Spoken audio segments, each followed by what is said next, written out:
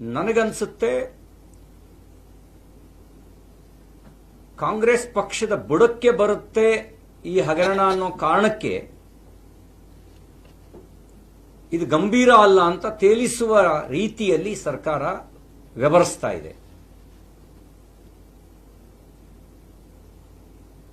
ನಾನು ಮಾನ್ಯ ಮುಖ್ಯಮಂತ್ರಿಗಳಿಗೆ ಪ್ರಶ್ನೆ ಮಾಡಲಿಕ್ಕೆ ಬಯಸ್ತೇನೆ. ಡೆತ್ ನೋಟ್ನಲ್ಲಿ ಸಚಿವರ ಮೌಖಿಕ ಸೂಚನೆ ಜೊತೆಗೆ 3 ಜನ ಅಧಿಕಾರಿಗಳ ಹೆಸರು, ಜೊತೆಗೆ ಇನ್ನೊಬ್ಬ ಎನ್ ನಾಗರಾಜ್ ಅನ್ನೋ ಹೆಸರು, 3 ಜನ ಪದ್ಮನಾಭ್, ಪರಶುರಾಮು,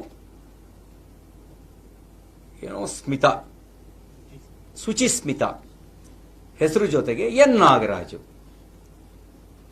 ನಾನು ಅವತ್ತು ಪ್ರಶ್ನೆ ಮಾಡಿದ್ದೆ, who is N Nagaraj, N Nagaraj ಯಾರು ಅನ್ನೋ ಪ್ರಶ್ನೆಯನ್ನ ಮಾಡಿದ್ದೆ. ಸಚಿವರ ಮೌಖಿಕ ಸೂಚನೆಗಿಂತ ಸಾಕ್ಷಿ ಬೇಕಾ? ಸಚಿವರ ಮೌಖಿಕ ಸೂಚನೆ ಅಂತ ಹೇಳಿರೋದಕ್ಕಿಂತ ಸಾಕ್ಷಿ ಬೇಕಾ? ಇಷ್ಟು ದೊಡ್ಡ ಹಗರಣವಾದರೂ ಕೂಡ ಸಿಬಿಐಗೆ ಯಾಕಿನ್ನೂ ಕೊಟ್ಟಿಲ್ಲ? ಇಷ್ಟು ದೊಡ್ಡ ಹಗರಣವಾದರೂ ನಿಮ್ಮ ಸಚಿವರನ್ನು ಯಾಕೆ ನೀವು ವಜಾ ಮಾಡಿಲ್ಲ? ನಾಗೇಂದ್ರ ಅವರನ್ನು ಯಾಕಿನ್ನೂ ವಜಾ ಮಾಡಿಲ್ಲ? ಈ ಪ್ರಶ್ನೆಗೆ ಮಾನ್ಯ ಮುಖ್ಯಮಂತ್ರಿಗಳೇ ಉತ್ತರಿಸಬೇಕು. ನಮಗೆ ಒಂದು ಅನುಮಾನ ಇದೆ. ಈಗ ಬಯಲಿಗೆ ಬಂದಿರೋದು ಮಹರ್ಷಿ ವಾಲ್ಮೀಕಿ ಅಭಿವೃದ್ಧಿ ನಿಗಮದ ಹಗರಣಗಳು. ಉಳಿದ ನಿಗಮಗಳಲ್ಲೂ ಕೂಡ ಈ ರೀತಿಯ ಹಗರಣ ಆಗಿರುವ ಸಾಧ್ಯತೆಗಳಿದ್ದಾವೆ. ಹಾಗಾಗಿ ಎಲ್ಲ ಅಭಿವೃದ್ಧಿ ನಿಗಮಗಳ ಅಕೌಂಟ್ ಪರಿಶೀಲನೆ ನಡೆಸಬೇಕು.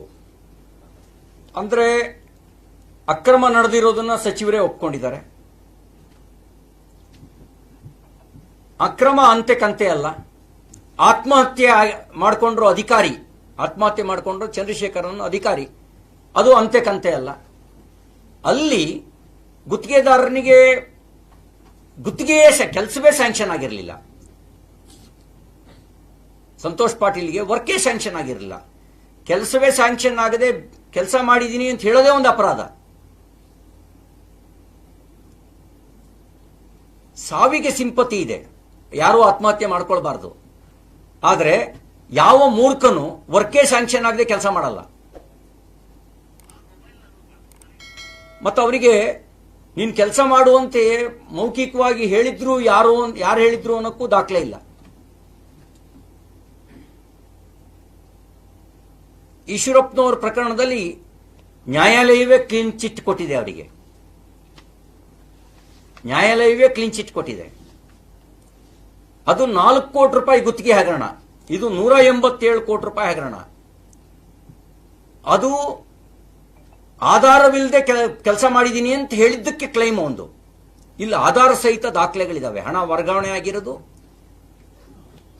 ನಕಲಿ ಖಾತೆಗಳಿಗೆ ಟ್ರಾನ್ಸ್ಫರ್ ಆಗಿರೋದು, ಹಣ ಡ್ರಾ ಮಾಡ್ಕೊಂಡಿರೋದು, ಎಲ್ಲದಕ್ಕೂ ಆಧಾರ ಇದೆ. ಚಂದ್ರಶೇಖರನ್ ಡೆತ್ ನೋಟ್ ಅಲ್ಲಿ ವಿವರಗಳಿದಾವೆ. ಪರಶುರಾಮ್ ಸ್ಟೇಟ್ಮೆಂಟ್ ನಲ್ಲಿ ಮೌಖಿಕವಾಗಿ ಸಚಿವರ ಸೂಚನೆ ಅಂತ ಹೇಳಿದ್ದಾರೆ. ಇನ್ನೇನ್ ಬೇಕು ಸಾಕ್ಷ್ಯ? ಅಂದ್ರೆ ಶಿವಕುಮಾರ್ ಅವರು ಅಂಗೈ ಹುಣ್ಣಿಗೆ ಕನ್ನಡಿ ಹಿಡಿಯಬೇಕು ಅಂತ ಬಯಸ್ತಾ ಇದ್ದಾರೆ.